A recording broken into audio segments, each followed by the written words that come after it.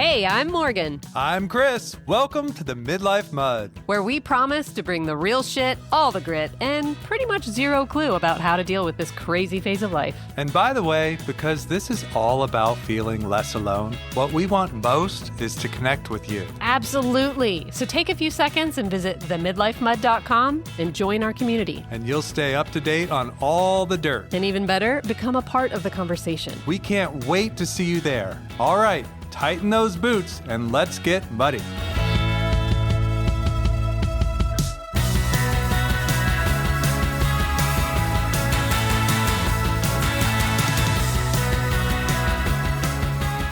Welcome back to the mud. Back to life.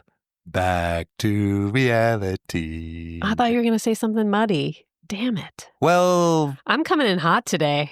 oh, like your daughter? Like my daughter, yeah. So we just got back from this ski trip in Vermont, which I lived. I survived. Bruh. I'm so excited. Bruh. Yes, and there was a lot of bruh happening with my teenagers. But I don't know, like, you know, that feeling when you get back from a trip and you're just trying to get caught up. Of course, we had to extend it an extra day because we got snowed in. So your second ski day, which I did not participate in because I can only commit to one, was like extreme sports skiing, wasn't it? Well, I don't think an extreme sport skier would call it that. Well- But we did. And I felt like I was stuffed into a time capsule. I think I turned into a teenage boy for at least like 3 hours. It's because you were hanging out with 3 teenage boys. I mean, we just had a freaking blast. Plowing down the snowy mountains. It was a powder day. There was probably 10 inches of fresh snow, all of these moguls. And we just went ripping through, hopping off the little moguls. And Whew. then we stopped and waited for your husband. Oh, bless his heart. I really felt for him. He had fun, though. He did. He had fun. He can't keep up with you guys, and I certainly can't. I don't even try. But, you know, I was so proud of you. I mean, right? I was proud of me. You did. You honestly made a lot of improvements over last year. Yeah, I felt that way, too. And I was so proud that you overcame the mental block that you put on yourself about going to the top of the mountain. Yes. Although, I will say, you are a bastard. Well, Because you're like, okay, we're just going to go on this green. And I was like, that green, is that really green or is it blue? And you're like, it's green. And I could tell there was a little hint of, there is actually like a double bastard move. which was? The only way that you could get to lunch was by doing that blue run. And it was just mean because there we are. We had gotten done with the green part and all of a sudden it's like, wait, it's really steep here and I'm going to die. And you're like, lunch is right down there. So let's just, you don't even look. Just go. I was so proud of you. Anyway, let's get started with today's topic. Something really exciting. Uh-oh. So, buckle up. VERN, burn. Wasn't that Short Circuit? What's What's I that don't know. from? That's a good question. But today, we wanted to talk about something really important. Really, a lot of this episode is going to be coming from you, Chris, right? Yeah. So we really have been talking a lot lately, you know, off the show with each other about how when we were younger, at least, we are aware now of us choosing, maybe not so consciously, but choosing to kind of walk away from ourselves in a way. We found ways to cope with life that took us away from who we really are. And it wasn't until more recently in midlife that became unsustainable for us. And here's the thing. At the time, I didn't even think about it as walking away from of course not. myself. I just thought, yeah, this is the way you walk. Right. This is what you do. This is what feels safest. It's the retrospective. Exactly. Yeah, right. But then what you realize is the cost that's coming with it. And it's Right. just harder and harder to do the older you get and the more experienced in life you get. Yeah. And so it's like Brené Brown says, midlife is like the universe taking you by the ear and saying, I'm not fucking around. You're halfway to dead. Amen. And let's not do this anymore. Right. And so we wanted to talk a little bit about our own personal journeys with this sort of peeling back the layers of armor that we've put on and this return home to ourselves. Because we've said before, the backbone of this show is really authenticity. So these episodes are going to be about our journey to reconnect with our own authenticity. Right? right? Is there anything that I need to add to that? Well, it's also an opportunity just to talk a little bit more about ourselves and our story. Right, which feels, oh man, every time you say it, I'm like, oh, that feels self-indulgent. Like, why would anybody care? But really what we're trying to do, it's not like, oh, let's me. It really is a way of inviting you in, being vulnerable, and relating. Because I think a lot of the stuff that we have done is stuff that a lot of people do in life. So Mel Robbins has a new book out called Let Them. And I've been listening to it on audiobook, and she talks about friendships. And in a way, the way that I look at what we're doing here is building friends, building a community. Yeah. And part of that is spending time together. And she cites some research in there that even to be a casual friend, it takes 74 hours. That's a lot of time. It's a lot of time. So in 3 years, we'll be friends.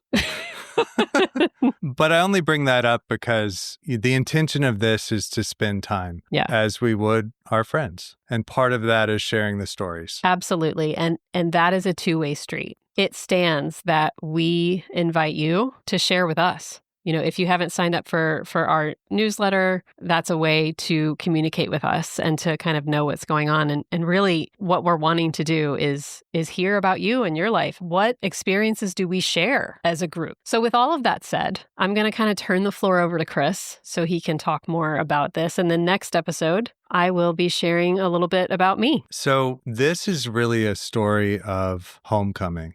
It's a story of kind of unraveling a way that I've been doing things for most of my adult life and then rising from that. But in order to really talk about that, I feel like I've got to go back to the beginning, not the very beginning, but kind of the adolescent zone of my life where things are getting ready to launch for me and really taking shape. And it's interesting how in that time between 12 and 20, how much happens. Yeah. And at the time, you don't even realize what a mark that makes. No, not at all. For the trajectory of your adult life, but it really, really does. So what I've done is thought about 4 stories. Now realize it goes a lot deeper than that, but I think these 4 stories are kind of areas of my life will help to define that arc that I talked about, where I kind of walk away a little bit from myself and develop these adaptive patterns for living, and then realize sometime later that maybe I should revisit that whole thing. Right. So the first story is November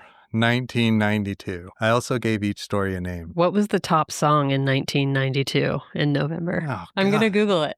Okay. Oh, How Do You Talk to an Angel? Oh my God. How really? do you talk to an angel? Yeah. Okay. All right. So now we're all back in 1992. So at that time, I was 15 years old and had been struggling for some time at home. And things had kind of come to a head with mom and dad and me, where mom and dad had made the decision that I think that it was really a safety call. They were afraid and they didn't know what to do. Which, by the way, I can relate to now. I can totally relate.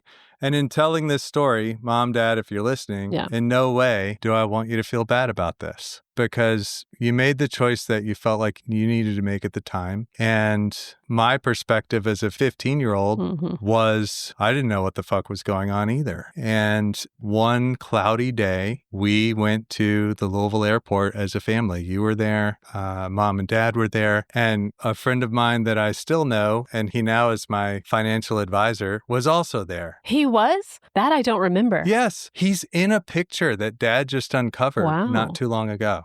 And I had no idea on that day the magnitude of what was about to happen. But essentially, Mom and Dad sent me away and told me it was only for a couple of weeks. And I was gone for 2.5 years. The formative years of your life. Yeah. And in that span of time, 2.5 years, I was in Louisville a total of, 14 days or something like that over the course of 3 trips. Right. And well, let's go back to the airport for just a second. every time I pass that gate, I still physically am taken back a little bit to that moment. There was so much grief with that. I mean, even at the aspect of leaving for 2 weeks, there was something that felt so big about that. Mm-hmm. Like, I felt terrible. I felt like I just wanted to take it back so that everything could be okay and I could just stay home and things could just be all right. And it was the grief of losing mom and dad and you and everything that I knew. Yeah. And it really was for the family, it was like this turbulent time. Right. And it was right before fucking Thanksgiving. Yeah. I mean, literally 2 weeks before or something like that. Mm-hmm. And so I get on a plane and go to the other side of the country. And 6 weeks later, I'm sitting in Oregon, the state Oregon, not like a piano. And Okay, so we're not in an organ. we're not in an organ of the body or at a musical instrument. We're in the Pacific Northwest. Right. We're at the Pacific Okay. Northwest.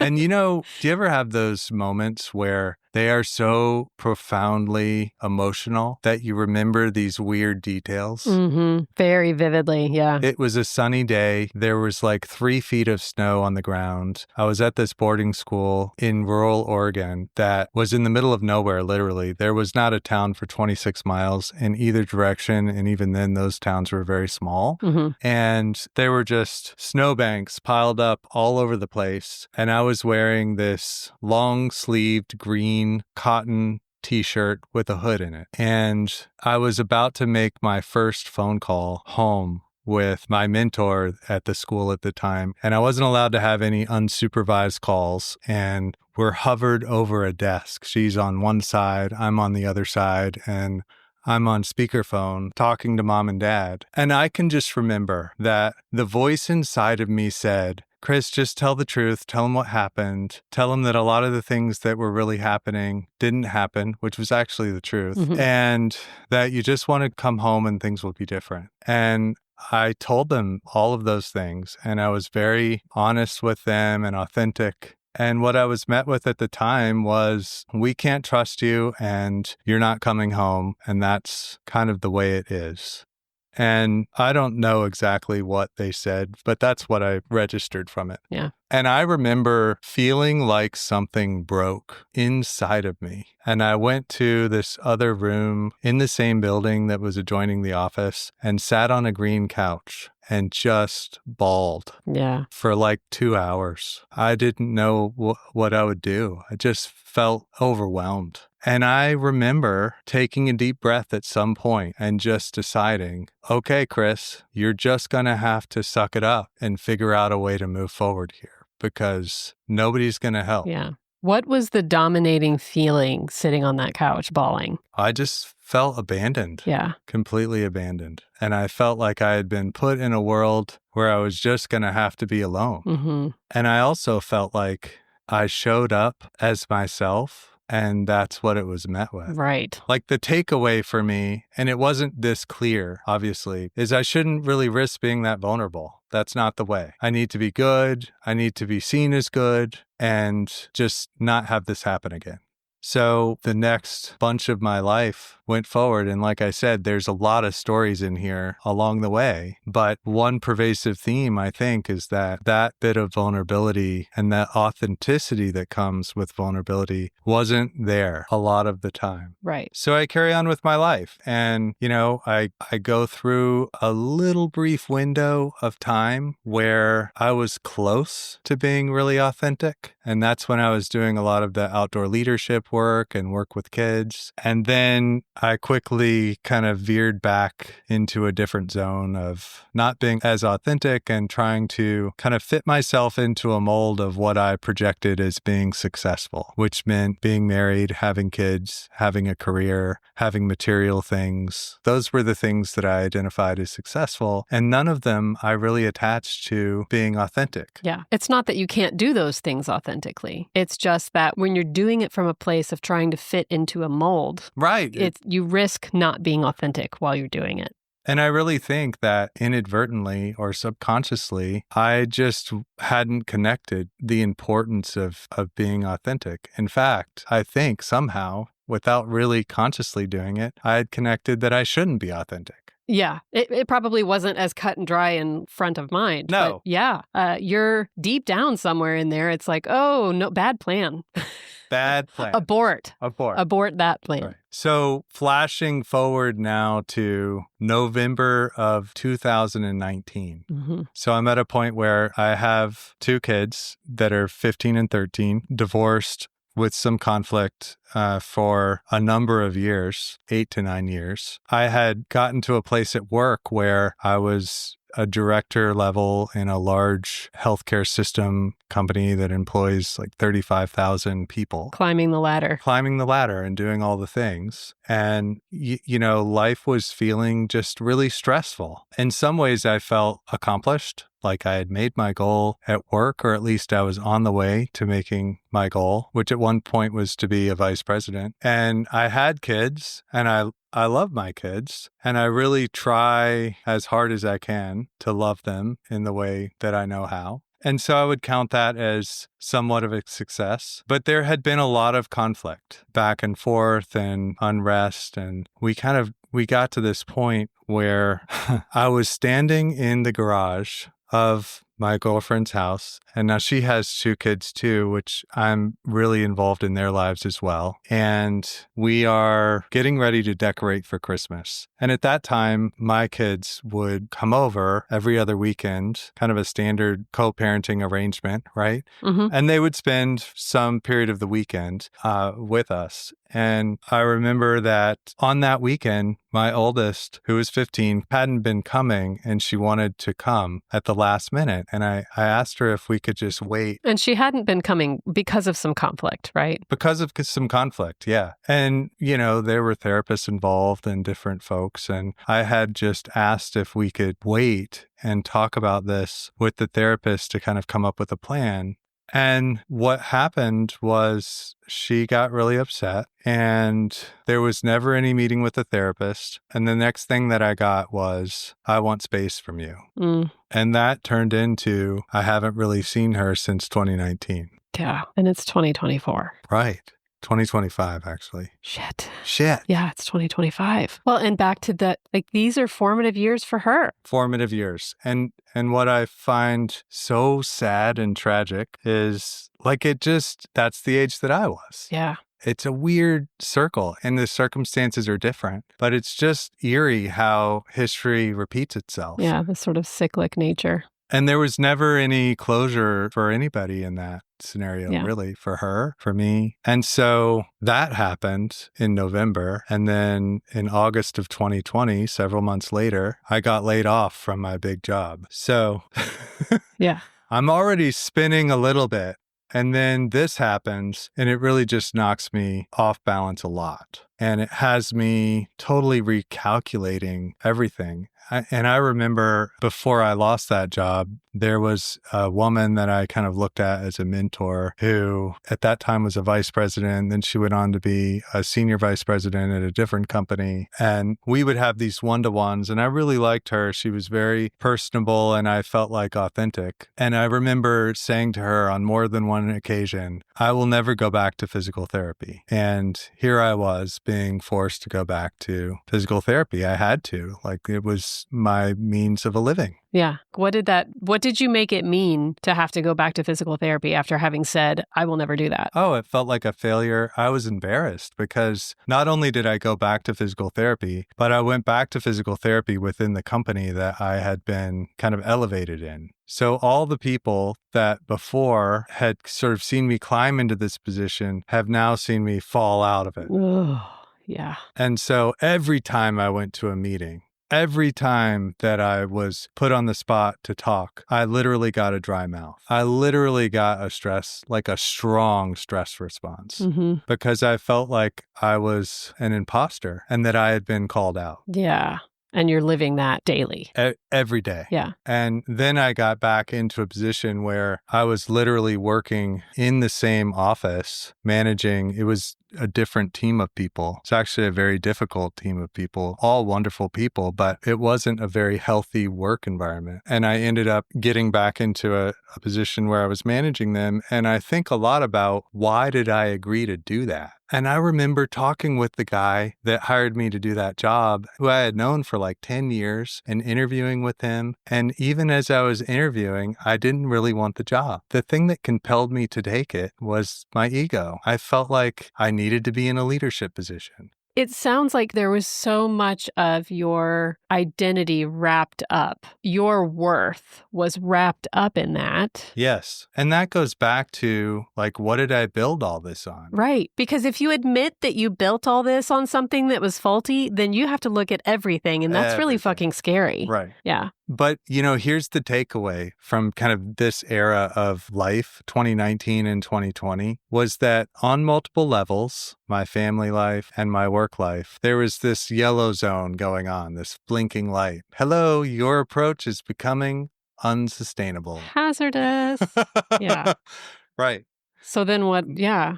So what else started to come into play here? So now a little bit of time goes on, and I'm just in that uncomfortable seat, right, that we just talked about. All day, every day. All day, every day. I'm mourning the loss of my daughter. I'm really wanting to try to reconnect. I'm feeling like I don't know how to do that. And then things at work are just coming down, right? And I'm trying to just kind of duct tape them back together, but to not really a lot of success. I'm not feeling satisfied. And then August 2021, like a year after I got laid off and I'm managing this other clinic, my buddy Jamie calls. Now, Jamie is that guy for me that is with me for life. You know how some friends are just with you for life? He's the ride or die. He's the guy, right? I don't exactly know why, but in that little brief window of time that I described, where I was kind of being my authentic self, following the leadership and outdoor work, and that's where I met Jamie. And we spent way fucking more than 74 hours together, doing really intense outdoor stuff with other people. And I think it just solidified a bond that was probably naturally already there on some organic level. And he has sort of come in and out of my life. He's always been there in some level. And he calls me up and he says, I think we need to go on a trip. And I want to take you like up to the Chick-Chocs. I do this trip every couple years. And the Chick-Chocs is a little peninsula in northern Quebec on the St. Lawrence waterway. It's north. It's way north. Yeah, way cold. North. And this little part of me lit up when I got that phone call. Like, oh my gosh. Really? Because I just died inside. It took me away from all of those stresses that we were just talking about with work and family, and it opened up that door of adventure for me. It was the real you going, oh, I get to come out and play. Yes, like where you've locked me away I haven't in been here. able to breathe. I know. Yeah.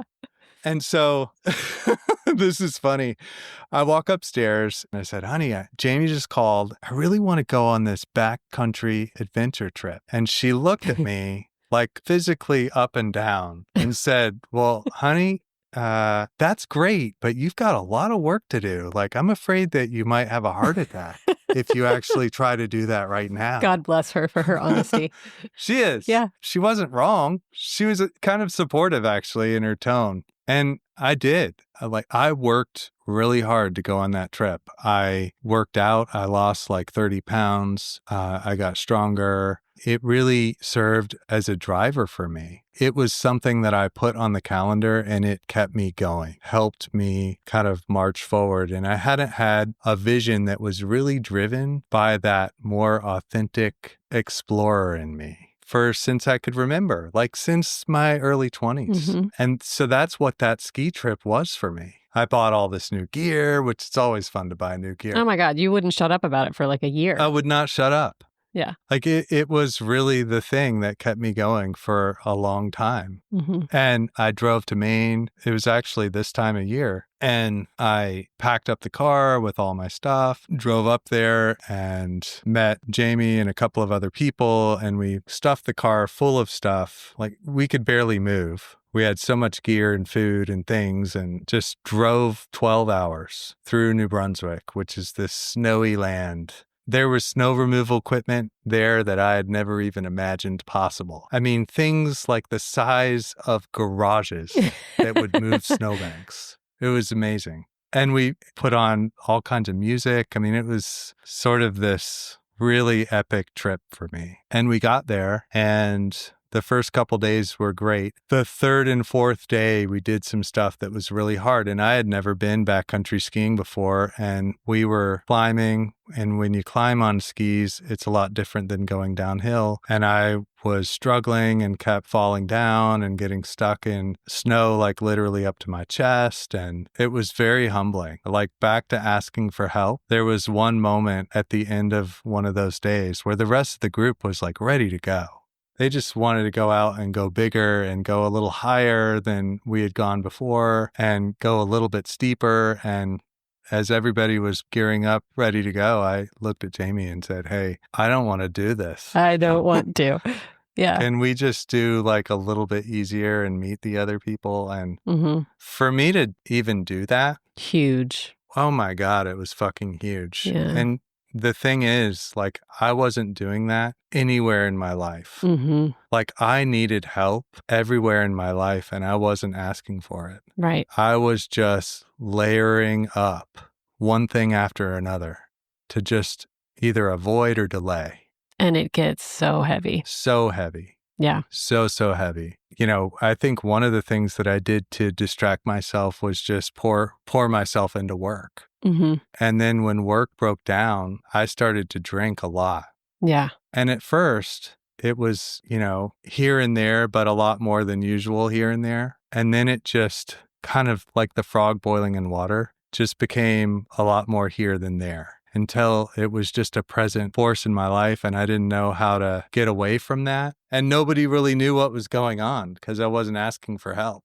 Right. You were always so good at like keeping all of this sort of underneath the surface. That was my thing. That's right. And in fact, people recognized me for it. Like, you're always so good at just keeping everything together, and you're so relaxed. And I'm like, I'm not fucking relaxed. I'm freaking out.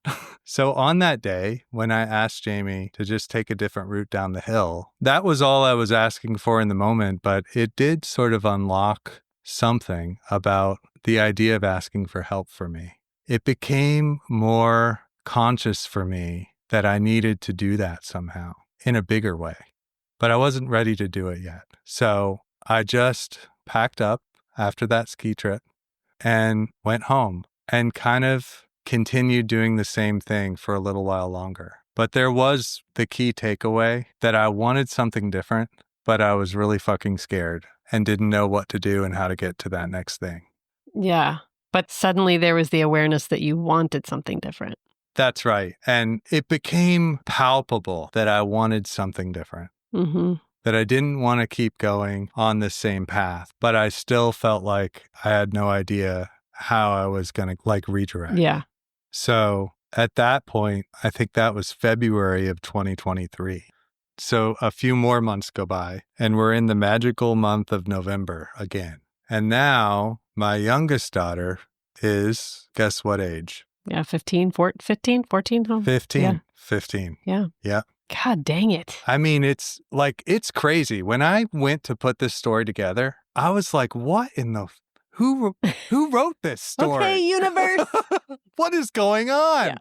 Yeah. And so it's the Breeders' Cup, which for some reason, horse racing kind of became a thing as a family. We would usually, when there's a big race like that, Breeders' Cup, Derby, we'd have a little party. So my youngest daughter, she kept coming to visit every other weekend, or was at that time. And it was her weekend to come. And I remember in the beginning of the day, we went to look at ski stuff, ironically, and I had bought her a new pair of boots, and we were really excited about that, and it was kind of a great deal, and she expressed that she was excited about it, and her feet were finally big enough that they had stopped growing, and she could start having her own equipment now. Yeah. And so we did that and came home, and I cooked kebabs for the family, and we had some friends come over, and at that time, not unlike many teenage kids that I know, including yours, she's was on her screen a lot, watching TikTok and, Yeah. but that's not particularly unusual. And she had talked about having some stress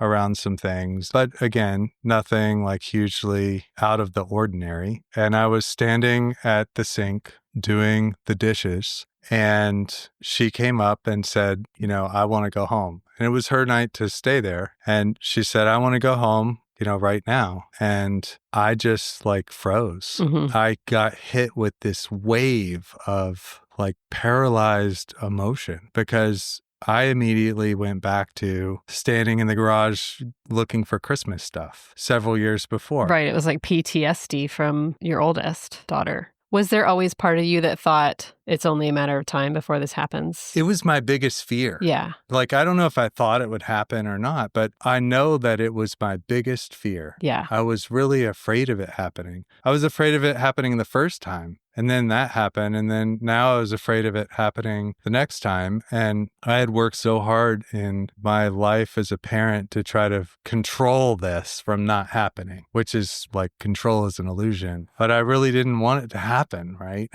And I think that in my fear, I almost evolved it to happen. Some of this layering on, this trying to avoid a certain path, like this was the thing you were scared of. And so all of your actions with your daughters were born out of protecting yourself and that relationship. Right. And in doing so, I wasn't always authentic. Right. And I had been layering on all kinds of shit. Mm-hmm. And I'm sure that in their own way, they could see that. Mm-hmm. Oh, yeah. They're perceptive. Right. Which is a kind of a tragedy in itself. Yeah.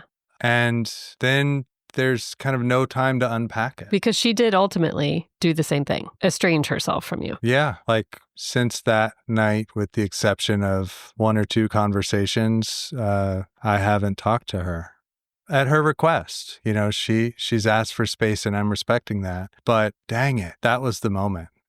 Like I thought, like that was it. My biggest fear happened. The monster came out of the closet and said, hi, I'm here to eat you right now. And I laid in bed and ached physically to the bone. And I remember the next morning, the family got up and went to church and I couldn't go. I felt sick. And I called my boss later that week. I wasn't sleeping. I still had the drinking problem and it just got worse because now I wasn't eating, I wasn't sleeping. And I said, I'm going through some stuff. And he just said, your mental health is the number one important thing. So just do what you have to do. Like if you need to take time, just take the time, like take leave. And some autopilot in me took over and said, yeah, that's a good idea. We're going to do that.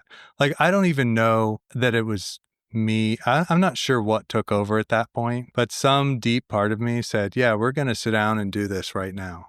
I have this image of you because up until that point, you were so desperately grasping and trying to control. And now that the scariest thing had happened, there was nothing to hold on to anymore. And like there's this free falling visual that I have of you in that time, And the hardest thing, one of the hardest things was that I had this whole life and I felt like I didn't want to just throw out my life and run away from it, but I also knew that I needed to hit the pause button hard and just regroup. Well, it's back to what you said earlier about the foundation. Right. There was a major fucking crack in the foundation. Major fucking crack.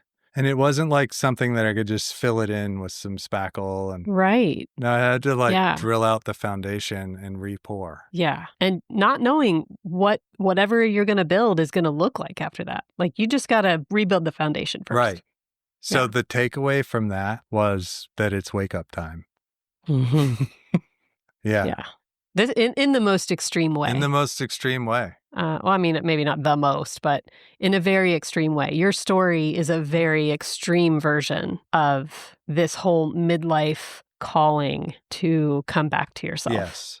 Yeah, because, I had reached a point where it really felt like life or death for me. If I did not make this decision, I was going to die younger. Yeah. And maybe that's dramatic and maybe it's not, but that's the way it felt. It felt that important. So here I am. Where are you now? What is here? Well, I'm just trying to live the most authentic life that I can. And the new foundation really comes from a place of who is Chris at his core? And now build your life around that. Mm-hmm. And the micronutrients from all of this stuff, like as I sat down and thought about like, what are the takeaways? I came up with 3 things. One thing is that I have a special thing to bring to the world, but I can't do it unless I show up as my authentic self. And in simple terms, what I call that is a creative explorer. Creative explorer. I'm getting you a t-shirt that says that. Okay, I would love that. The second thing that I came up with is that there are no shortcuts to authenticity. Mm. It takes grit and it takes leaning into really scary and uncomfortable things. Mm-hmm. And for me, that was staring down a ski hill in the middle of wilderness of Canada. And it was also being met with the biggest fear of my life actually happening. And, as alluring as distractions can be, which for me were all of the above: screen time, work, alcohol, relationships, romantic love, all of those things. They may offer the allure of immediate relief, but they're dead ends. Yeah. They're dead ends. And so, that's not part of my foundation. Yeah. Not anymore. And I'm not perfect. Oh, hell. I do pick up my screen and hell no, you're not. Right. I'm not fucking perfect. But if you had to go back to your 15-year-old self sitting on that couch, sobbing after that phone call, in a sentence or two, what would you say to yourself in that moment? I know you're hurting, but don't stop being yourself. Yeah. Show up again. Just keep showing up. Yeah. That's rich stuff. There's so much there. And it is interesting when you look at it that way of what were the points in my life when I started to pile on the armor or abandon myself in some way, my true self, to protect myself. And for every good reason in the book. There's no judgment for doing that. I think we all do it to an extent. Yeah. But inevitably you will reach a point, midlife, when it is just not sustainable anymore. And then you have a choice to make, and is that choice to lean into the fear of the unknown of what happens when you let go of all of that? Or is it to really double down on these, maladaptive coping mechanisms, right? And I think what you and I are saying by doing this podcast and just in the way that we're living our lives is that we're in for the unknown. It's scary as hell, but we buy into it now. We believe in the value of it. Yeah. And in the value of ourselves, of what we really have to offer. Well, and that kind of leads me to the third takeaway: values. Yeah. Back to valuing myself, but also having values for myself. Yeah. And one of the things that I really learned to do in this period of time in the last couple of years, and it was crazy. A couple of years ago, I sat down for the first time. Somebody asked me, Chris, here's a bunch of cards with words on them, literally 60 flashcards with different words on them. Mm-hmm. Pick out the ones that are your values. Mm-hmm. And I was like, what? What do you mean? It was fucking hard for me to do that. It was hard for me to do that. And I had never really spent time with it. And how eye-opening was that for me? And by values, we don't mean what everyone thinks you should do or care about. Or no, what does Chris Peterson think is really important? What do you wake up in the morning and it drives you? It's such a wonderful tool to be able to say, these are what my values are. And then on a day-to-day basis, all I really have to do in a given moment is just do a little cross-check. Am I acting consistently with my values right now? And that's it. That's how you stay authentic. That's right. Yeah. And that's my roadmap. Yeah. So even if there's the unknown and even if it's scary, at least you're in alignment with what matters to you. Right. And even if it's a bunch of stuff that I can't control, I can always control my reactions being within my values. Yes. That's it. Yeah.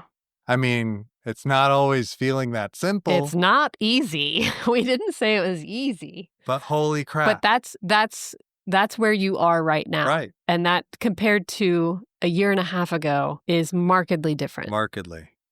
I have watched you totally flip your life upside down and rebuild. Yeah. And you seem, I won't speak for you, but you seem so much more genuinely content and peaceful. Even with the shit that's going on all the time, right? Like there's still plenty of shit going on. There's Sure. still plenty of mud, but there's a peace that you have now, and it exudes from you. And I feel like, our relationship has gotten so much closer as a result of that. So I just want to acknowledge the courage that I know it took to do that, because there aren't many people that could do it in that way. And you did. Like, I've watched you do it. So major kudos. I appreciate that. And I'm super grateful for the people that I've had around me in my life that have been supportive. Yeah. And the other thing that I would say, just quickly in wrapping this up, is for a long time, especially when I got to the last couple years before what I called wake up time in November of 2023, I lived in fear that if I showed up and was honest about where I was and really asked for the help that I needed from the people that I counted on, that they would walk away. Yeah. And I think that was the 15-year-old on the couch. Yes. And the thing is, nobody walked away. And in doing what I did, I walked towards people. And it just became very clear that nobody was really ever walking away except for me. I was the one walking away. Yeah. Because you had it in your head you were meant to be alone. Right. And you're not. That's right. And neither is anybody else. No. For that matter. And so that's part of why we tell this story. That's why we're telling about ourselves, because, if you are out there experiencing something similar, feeling alone, feeling like you built your life on a foundation that has a huge crack in it, or whatever it may be, you're not alone. I mean, damn it, that's in our intro. Yeah. That's the purpose of this show. That is what we're doing. We want to be here as a community to understand that we're not alone. None of us are. Any closing remarks? Thank you for listening. And get ready for my shit show next time. All right, well, yeah, we'll see you next time. In the mud.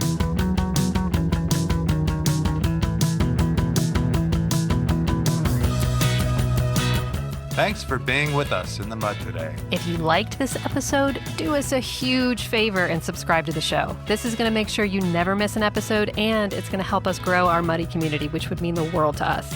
See you next time in the mud.